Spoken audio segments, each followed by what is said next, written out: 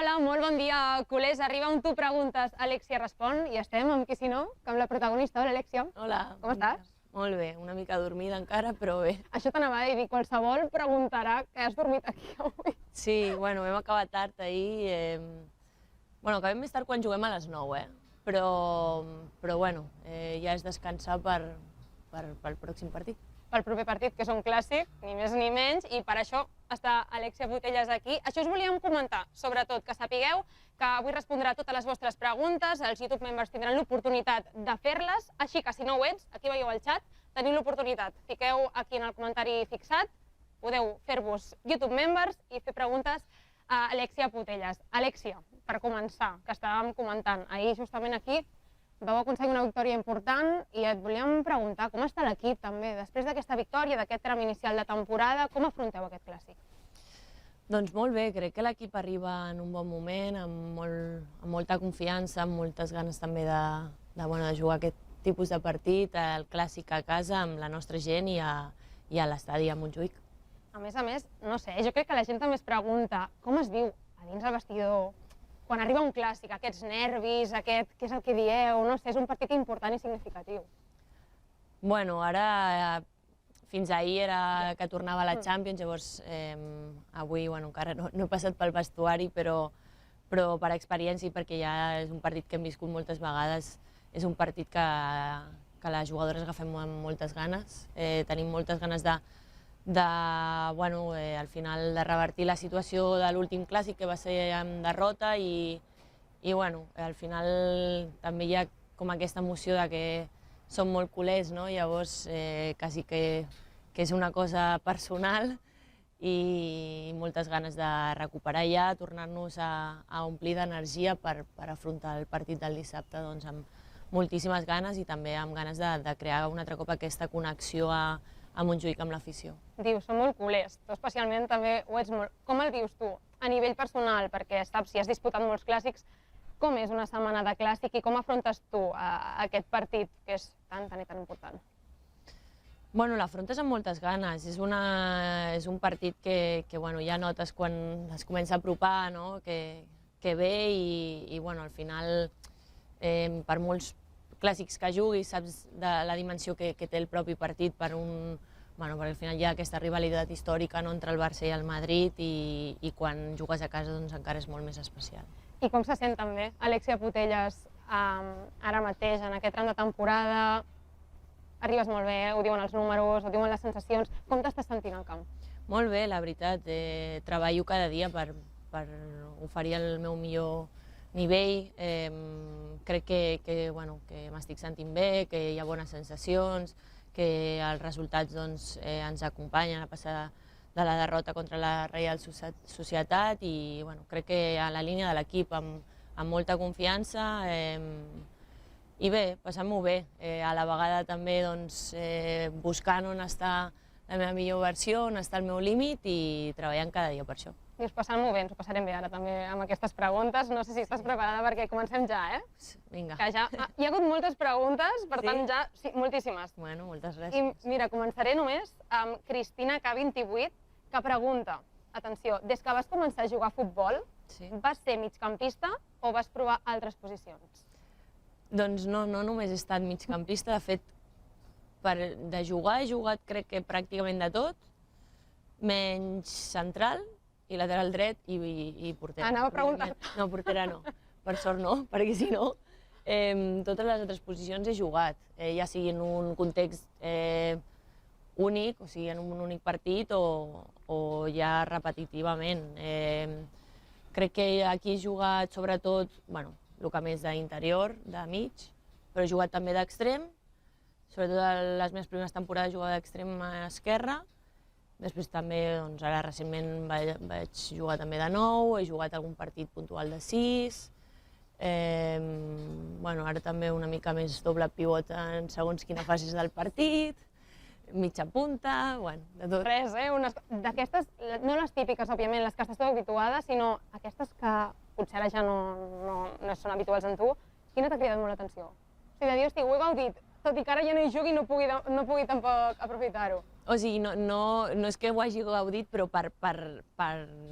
no sé, de sorpresa va ser quan vaig jugar de lateral esquerra fa molts anys, però va ser un context una mica diferent per mi, perquè al final estar a la línia defensiva ja no és el mateix que en qualsevol posició de dalt. Mai se sap, Mai se sap. El futbol mai se sap. Jo ja tinc la ment superoberta. A veure, ara mateix també marques per la posició, pel teu rol, sempre estàs allà de cara a porteria, marques molts gols i, de fet, una pregunta és quin ha estat el teu gol preferit que fa Roger Ayala Robledo en tota la teva carrera, En tota la meva carrera. O sigui, uns quants. Que l'hagi marcat jo, Sí. Bé, podem fer un teu i un que tu recordis també que ha estat significatiu per tu. Mira, el meu crec que diria Bilbao, la final de Bilbao, evidentment, i que no l'hagi marcat jo, crec que la final d'Eindhoven, els de Patrick. Jo crec que són els que més, diria. I ara en tinc, que no és una pregunta, sinó és un comentari, crec que és molt especial i que val la pena comentar-ho, és Sílvia Butcher, que diu, no és una pregunta, efectivament, és un comentari. La meva filla es diu com tu i va néixer fa 4 anys i és perquè t'admirem i somiem amb que la nostra filla segueixi el teu exemple esportiu. A mi em sorgeix la pregunta, com se sent que et diguin alguna cosa així i que siguis un referent, sobretot per a aquestes generacions que pugen? Un orgull, no sé, al final quan et diuen aquestes coses tan precioses, no sé, és emotiu, no? Me n'alegro perquè al final treballes molt, no per aquesta finalitat, però ja de passada si hi ha gent que s'inspira o que hi ha gent que és inclús una mica més feliç venint a l'estadi veient jugar l'equip o alguna acció, alguna passada, no sé, alguna més petit, algun detall i li canvia el dia o l'emoció, l'inspira a el que sigui, doncs són conseqüències també del teu treball que jo personalment les disfruto i me n'alegro molt per les persones. Quin missatge també els donaries a gent que et veu com a referent i que vol ser com tu quan sigui gran? No sé si volen ser com jo, no? Però aprofito també per donar les gràcies per tot l'amor que rebo, no? El respecte, el com em tracten, quan vaig evidentment aquí, però pràcticament a qualsevol estadi de tots els que anem, doncs com em tracten, al final és el que et deia, que veus que també és una conseqüència de tot el que has treballat, de tot el que estàs fent, de com estàs rendint i al final de com em porto sempre al límit, com m'hi deixo tot per oferir la meva millor versió i me n'alegro i agraeixo que la disfrutin. I t'hauran escoltat ara mateix. I tinc una pregunta, a més, que no és tant de futbol, de fet no és de futbol, però m'acaben de dir que quin és el teu cheat meal? O sigui, quan et pots saltar la dieta, que això són poques vegades... és fàcil. Sí, què diries? Diria una hamburguesa, de vicio concretament.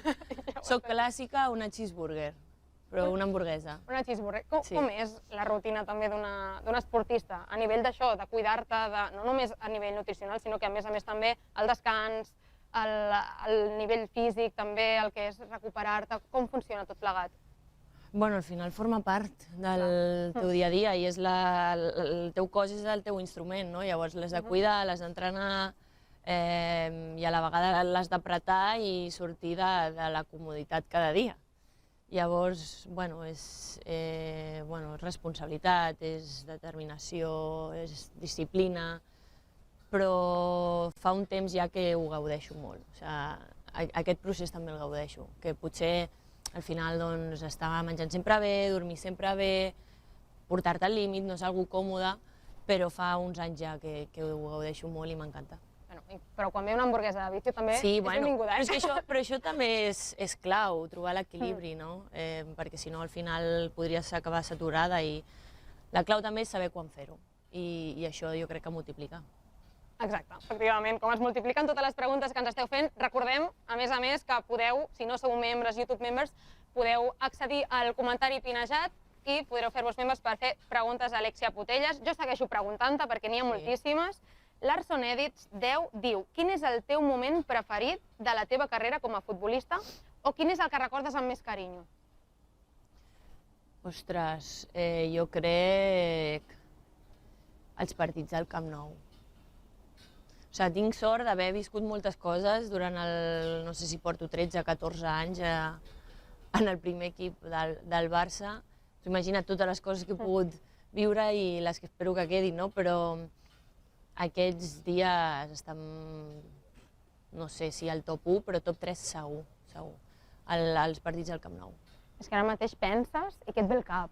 Sí. Va ser històric, Els realment. partits, els de quarts i semifinals de Champions, em refereixo. O sigui, al final va ser algo increïble. O sigui, sempre explico el mateix, però tinc gravat el moment, interioritzat com en el meu cervell, el moment de sortir abans de les escales del Camp Nou, ja per sortir a l'himne i començar el partit. El fet de, com a capitana, sos la primera, d'estar en el túnel, mirar cap a dalt, només veure un tros de la graderia i cel, i llavors quan vas pujant les escales veus com va creixent l'estadi tot ple, tothom cridant. Bueno, va ser... Això ho tinc guardat per sempre. És impossible aïllar-te d'una cosa així, pensar només en el futbol, sinó que va ser especial. Sí, va ser... I allà va haver un moment que vaig dir, torna, i baixa una mica perquè has de rendir, clar, és que al final és com... Ho vols gaudir però no pots, perquè l'objectiu teu és guanyar, sigui en el Johan, sigui en Montjuïc, sigui al Camp Nou, sigui on sigui, llavors tampoc et pots deixar portar per factors externs. De fet, les futbolistes molts cops dieu, a vegades no ens adonem del que passa al nostre voltant, però crec que aquell dia és impossible, no expliques el partit, evidentment, per la importància i la magnitud, no? Però és com molt difícil no poder pensar en tot el que va passar. Jo no me'n recordo gaire del que va passar durant el partit a les graderies, però després a la meva família em passava vídeos i això, i va ser quan ho vaig gaudir. Ara potser parlem d'un moment, que ara ens diràs tu quin serà, però que em pregunta Mr. Henderson, que és: hola, Alexia, pots descriure un moment de la teva carrera quan has hagut de confiar en la teva resiliència mental i què et va ajudar a seguir endavant? Doncs, bueno, perquè és el més recent, segurament va ser la lesió de creuats, quan em vaig trencar el genoll, que crec que és el moment més complicat de la meva carrera, de la meva vida professional, sens dubte. Què et va ajudar a dir, segueixo endavant? Quina va ser aquesta motivació dins la situació per seguir endavant? Va ser difícil, perquè és una lesió que només les que ho hem passat ho entendran, i tot el que costa, el dia a dia, l'afrontar realment el que t'has fet, el quan tornes, les expectatives després. O sigui, totes les persones que s'ho han fet realment les admiro moltíssim, i totes les que han assolit tornar a jugar també, evidentment, no? Però va ser complicat, sobretot mentalment, això que et dic, no? Primer, donar-te que estàs lesionada, tan greu, que és una de les pitjors lesions que pot patir una futbolista o un futbolista, i després el fet de la muntanya russa emocional constantment, que és aquesta lesió. Però realment el que em feia tirar endavant era com tenir el sentiment del que sentia jugant, no? Llavors això era com la benzina per mi de voler tornar a tenir aquesta emoció, aquesta passió, aquest sentiment, i que al final, bueno, assumir també que és una part, la pitjor part de la nostra professió, que és lesionar-te, però que està. Llavors, bueno, intentar també estimar aquesta part de la professió, per molt que sigui la pitjor. Hi ha parts de tot. Al futbol les has de passar, exacte, però ara també aprens de totes les experiències. Pregunten aquí també Júlia Armani: hola, Alexia, què et motiva encara més a seguir vestint la camiseta del Barça després de tants anys i de tant que has aconseguit? Què em motiva? El dia a dia. El dia a dia, com ja sabeu, com bé diu, porto molts anys aquí, però cada any és diferent. Em motiva el dia a dia, voler intentar buscar la meva millor versió, intentar treballar per buscar això, per arribar-hi, o almenys per intentar-ho, i sobretot per també donar-li a la gent un orgull de joc, de rendiment, que vinguin al camp i bueno, doncs que es vegin representats de bona manera. Ara em sorgeix a mi la pregunta, després de dir-me tot això. No l'has de posar en el xat. Com si la fes jo, espera, que m'he de fer YouTube member ara per fer-te la pregunta. Exacte. Em dono un privilegi de fer-te la pregunta. Sí. Com, no sé, curiositat, si tens algun, no sé, hi ha gent que té un lema o una manera de viure, és com una frase que li ha marcat, que li serveix per tirar endavant cada dia o per motivar-se, no sé, la tens? Una frase no, com a tal una frase no la tinc. I si la tingués segurament se m'oblidaria els 2 dies. L'he fet complicada ara, Sí. la pregunta. Però és més com un sentiment, no? El fet de voler seguir sent així de feliç, de disfrutar en el que fas, jo crec que és més això, no? També enllaço amb lo de la lesió, que era el mateix sentiment de voler repetir-ho cada dia i és com... Bueno, és com que estàs enganxada a aquesta sensació i per això la gaudeixo tant. I com és? Aquí pregunten, Ali HJ25, com és un dia normal a la teva vida? Evidentment, el futbol forma part d'això, però com és un dia més o menys? Com és Alexia Putellas abans d'entrenar, quan va entrenar, quan torna a casa? Com funciona? Doncs m'aixeco, el primer que faig és venir aquí a entrenar, faig l'activació, em preparo per l'entreno, escalfo, entrenem. Després, a vegades, hi ha com un treball més individual, tant a camp com a gimnàs. Després començo a recuperar-me per l'entreno del dia següent, vaig a dinar, per la tarda doncs o faig més treball de recuperació a casa o faig aigua. Bueno, bàsicament em dedico a recuperar per el següent entreno i el que parlava també de l'equilibri, que hi ha vegades que la millor recuperació doncs, també és sortir una mica d'això, estar amb les meves amigues, estar amb la meva família, fer activitats diferents. Clar, és que la gent es pensa que és venir a entrenar, és rendir aquí a cada entrenament, però clar, és que després també fas la part de descans, que és important, la part de menjar bé, la part de cuidar-te, que també no estàs entrenant, però al final també estàs invertint en el que serà després el rendiment. Exacte, o sigui, al final sempre dic el mateix, l'entrenament, l'alimentació, el descans i sobretot el benestar mental també, no? Aquestes 4 coses jo crec que són fonamentals per poder rendir i ser feliç. Faré una molt ràpida, perquè no tenim molt temps. Vinga. Passa molt ràpid. Quina jugadora t'ha costat més superar al llarg de la teva carrera? Pregunta Mec. Superar, o sigui, jugant, suposo que Sí, que has trobat, exacte. Sí, exacte. O t'hagi posat complicat? Hi ha hagut moltes bones jugadores que he tingut la sort d'enfrontar-me, Però mira, sempre recordaré el primer partit de la història de la Champions que vam jugar contra l'Arsenal, al Ministadi, que vam perdre.